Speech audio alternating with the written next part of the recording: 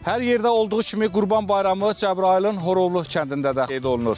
Sakinlər bu müqəddəs bayramı uzun fasilədən sonra ilk dəfə öz doğma yurtlarında keçirməsinin qürurundan danışdılar.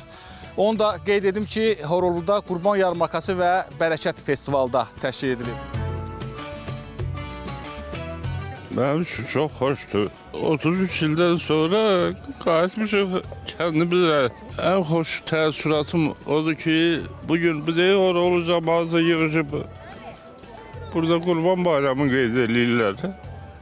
Çox gözəldir. 70 yaşımda belə bir təəssüratı yaşamaq hər bir insan üçün xoşdur. Neçə ildən sonra birinci səfərdir ki, biz öz yerimizdə, öz torpağımızda Qurban Bayramını iştirak edirik. Çox böyük hissələrdir. Heç inansam bu saat məni qoysalar ağlayaram. Çünki biz bunu həsrətlə gözləmişik. Arz edirəm, millətimiz, dövlətimiz, xalqımız ruzulu, bərəkətli olsun.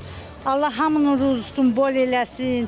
Bayramlarımızı mübarək eləsin. Ən öndə olan məsələ şəhidlərimizin Allah ruhlarını şad eləsin, qazilərimizə can sağlığı versin. 33 ildən sonra ilk dəfə Horovlu kəndində Qurban Bayramında iştirak edirəm. Mən də qurban kəsirəm burada.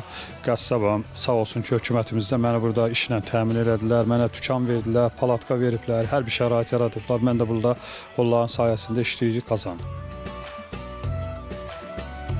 Ölkə ərazisi üzrə hazırda 134 ünvanda qurbanlıq heyvanların kəsimi və satışı xidmətləri həyata keçirilir. Bu günləri bizim olduğumuz Cəbrayıl rayonu Horovlu kəndində də gördüyünüz kimi qurbanlıq heyvanların kəsim və satışı xidmətləri həyata keçirilməkdədir və əsas məqsəd odur ki, burada həm diri heyvanların satışı, həm heyvanların kəsimi zamanı baytarlıq nəzarət təşkil olunsun, eyni zamanda həmin heyvanların kəsimi prosesi baytarlıq norma və qaydalara uyğun şəkildə həyata keçirilsin. Regional bölmə ərazisində həmçinin işğaldan az olmuş ərazilərdə deməli Cəbrayıl rayonunun Horovlu kəndində, Füzuli rayonunda, Ağdam rayonunda, Laçın rayonunun Zerti kəndində hazırda bu cür kəsim və satış məntəqələri fəaliyyət göstərirlər və vətəndaşlara xahişimiz odur ki, Qurban Bayramı günlərində qurbanlıq heyvanların daha təhlükəsiz, rahat, həmçinin sağlam şəraitdə həyata keçirilmək üçün həmin kəsim məntəqələri yaxınlaşsınlar və qurbanlıq heyvanların həmin məntəqələrdə kəssinlər. Eyni zamanda qurban heyvanlarının ətini də bu cür baytar nəzarətindən keçmiş